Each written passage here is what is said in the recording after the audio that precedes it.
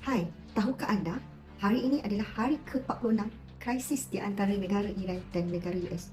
Namun, setelah 46 hari, dikala banyak negara yang sedang dan mula terjejas, ada satu negara yang nampaknya steady, seolah-olah tidak terjejas. Sebab itu, save dulu video ini untuk wujudkan anda di masa depan. Sahabat-sahabat, dahulunya dikenali sebagai Sleeping Giant ataupun negara gegasi yang sedang tidur, kini tidak tidur lagi. Negara ini nampaknya telah bersedia bila menghadapi konflik. Sahabat-sahabat semua, negara ini telah bersedia dari segi dua perkara. Pertama, apabila berlaku kekurangan bekalan bahan api, sebenarnya negara ini telah lama bersedia dengan mengadakan gantian kepada tenaga bahan yang berubah. Negara ini telah menyediakan awal, iaitu tenaga alternatif, iaitu solar dan juga angin.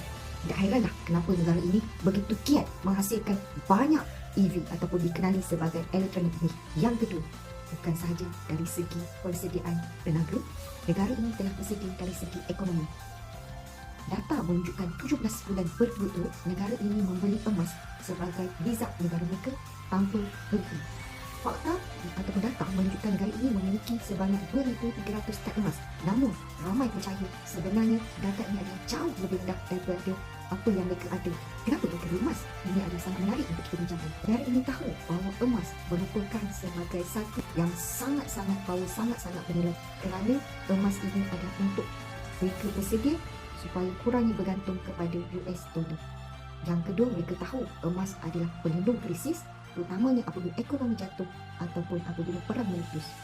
Yang ketiga, mereka tahu emas adalah jaminan simpanan untuk kekayaan mereka pada jangka masa panjang. Dan yang paling penting, sebenar strateginya ialah mereka tahu siapa yang banyak emas, negara mana yang banyak emas. Sebenarnya mereka lah lebih kuat dari segi kewangan. Apakah negara itu? Itulah China. Negara negasi yang tidak lagi tidur, kini sedang bangkit.